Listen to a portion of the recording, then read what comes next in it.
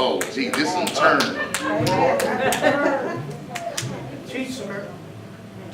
And here's the thing. For me and my house that we will serve the Lord, it means the house, not one of us.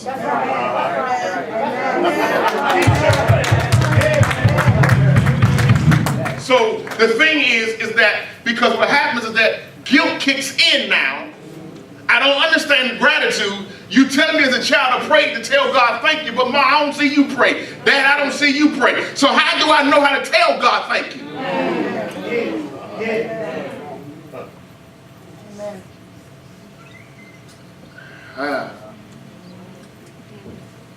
Watch this.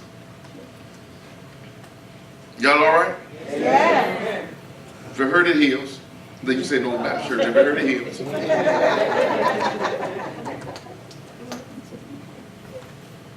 This guy, Pete, he showed his disdainment by waiting to prove him wrong. How you gonna challenge Jesus? Like you want to challenge the pastor.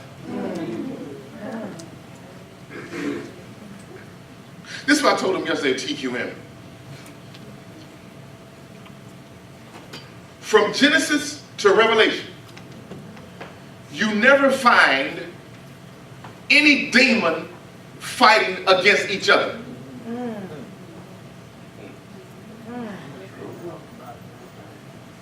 From Genesis to Revelation, you never find principalities fighting against each other.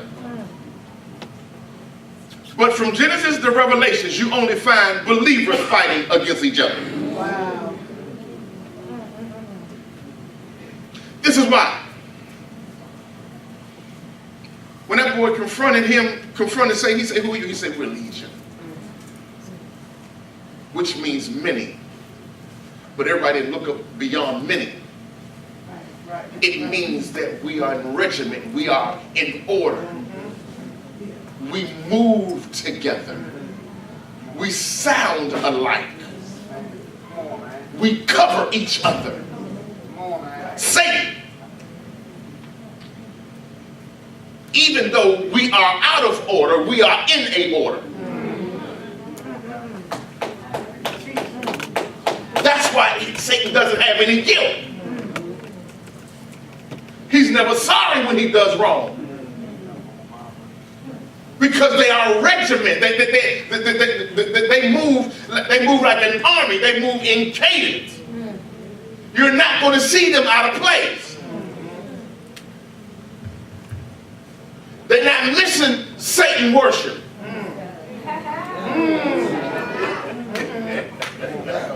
They showing up. Because they're going to strategize on how to get you. Come on. So that's why they don't have time to miss their meetings. Yeah.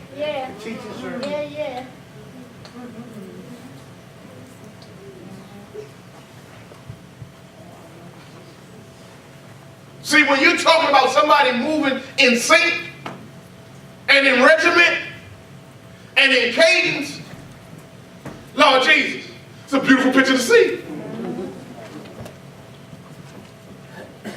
And if you got the right person caught in the cadences, you start bobbing with that thing because it feels good to you. I was smooth when I was a drill sergeant. I was smooth. Something about you when you become a drill sergeant, get that brown hat on your head, you get a different anointing. It's beyond just yelling at people in their face. I've been a bully all my life. That's just a problem. The army ain't helped me none. But the thing is that when you are a drill sergeant and your company commander come out there, you're going to let him know, my squad in order. My platoon is in order. And I'm going to prove to you that they are in order. And he's looking to see if anything is out of place. Only thing that's out of place is Christians. Come on now. See, because you cannot be out of place because you don't know when the move of God is going to take place.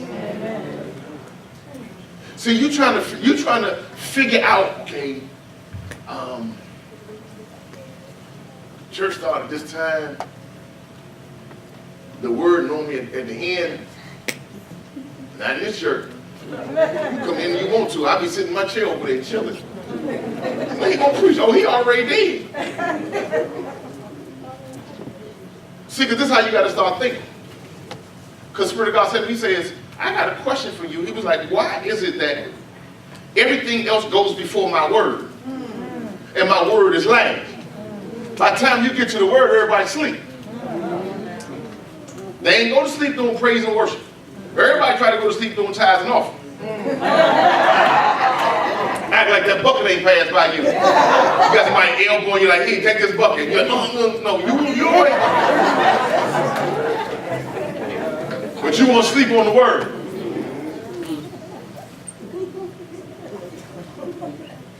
Okay, all right, praise the Lord. Y'all ain't liking me no more right now.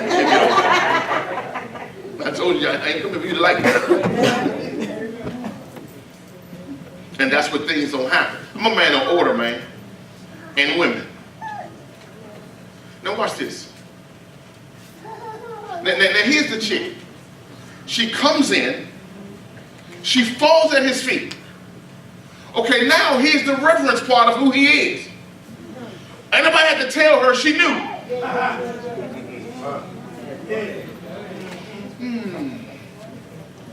She anointed his feet. Now you got to be a bad individual when you can anoint Jesus' feet. Okay, let me help you with something. In order for you to be able to anoint Jesus' feet, you got to be working with something.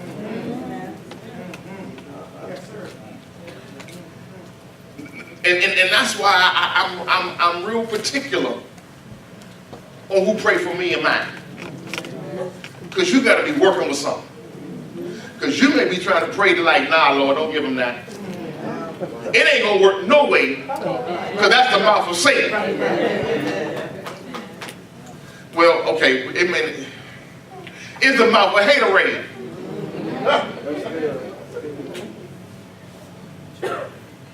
See, the thing is, I come to find out the way to your increase is help celebrate somebody else. If you don't got to celebrate nobody else, you ain't going to never get ahead in life. You're going to be guilty all the time. Okay, all right, praise the Lord. Do they look all right, man? Because y'all ain't going to tell the truth. She loved him from his feet. Watch this. She didn't have to be in his face. In the gracious of mine. Too many of y'all trying to be in the face.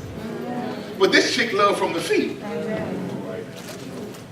So, because what happened, she was loving from a position that people paid less attention to.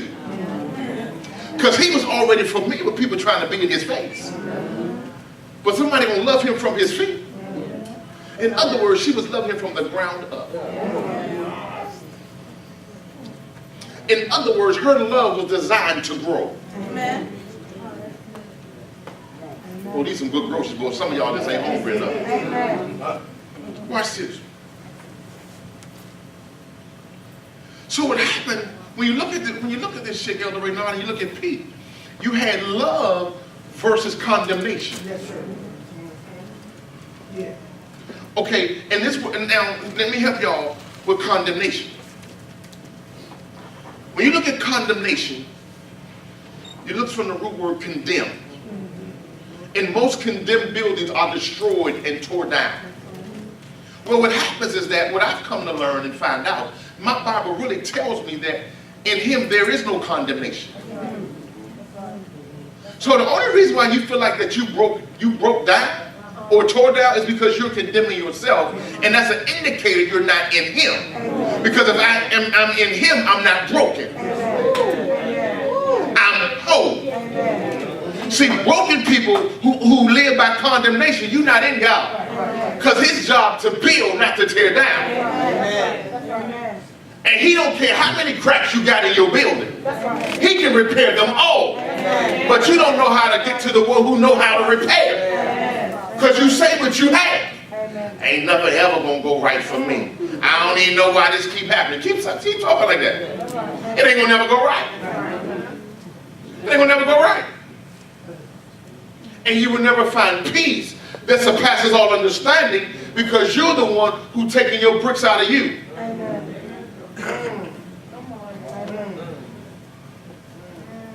And you're walking around, you're a spiritual mess. See, this is what happened. It used to be cartoons that come on back in the day, old school cartoons. I ain't even gonna name because these young people know what I'm talking about. I don't even understand the cartoons that come on now. But when you look at stuff like Tom and Jerry back in the day, the Jetsons, the real Scooby-Doo, the real Super Friends, when they had the Wonder Twins and all that kind of stuff. I just may told my age. But I remember Tom and Jerry, they called themselves cleaning up and they kept sweeping this mess under a rug. Watch this. The dustpan was right there. But they kept sweeping trash under a rug. So the only thing is that it was out of sight. But it was still an image of what was under the rug. Because the rug began to develop a hump. When you gonna stop sweeping your stuff under a rug? Because what happens around in your own spiritual life, you got lumps everywhere. And all you're doing is going around them instead of getting rid of them. Some things you're going to have to throw out. There are some things you're going to have to throw out. You're going to have to get rid of. Even after you made a mistake based upon guilt. Don't let guilt kill you. You got to realize Satan is the one using the guilt trip against you. You many people talking like, well, I'm going to have no guilt trip now. See, because you're sorry. Okay, watch this. I'm ready to say something. It's probably going to mess a lot of y'all up in this room. If you saved and you born again, raise your hand.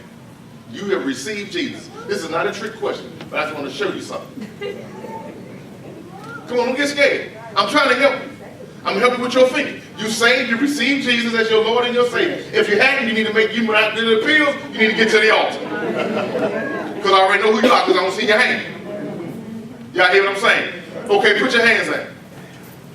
Since you are saved, you no longer make mistakes. You make choices.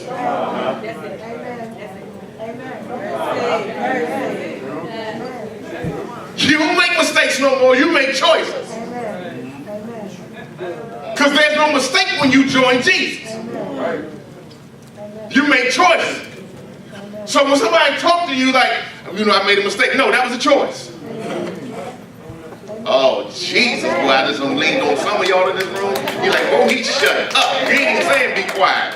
Oh, he shut up. No. You don't make mistakes any longer. You make choices. And why is sorry always sorry after you have committed or done something wrong? Guilt. I'm trying to help you grow up, because what you can start saying, no, that's a choice I made, and it was the wrong choice. It was a choice I made based upon what I thought I knew. That's right. That's right. Okay, praise the Lord.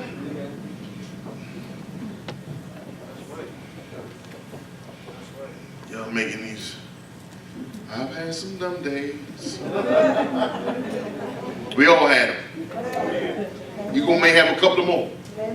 But don't let that day disqualify you from the destiny God has your feet on. You make one bad choice and you just like forget all this stuff. You forgot how hard you've been working to get right. You don't quit now in the middle of the race. Because it's going to take me longer to go backwards. And I can see my future right there in front of me. And I'm going to turn around and go backwards. That devil is a liar. I remember back in the day when I used to run track. That was a long time ago. Long time ago. Long time ago. still got a little kick in me, ain't that right, Jada? I had to let these young kids know something. I may be 50, but I still got something left. I may can't run 100 meters in a 10.5, 10.4 like I used to back in the day, but I can get you at 50.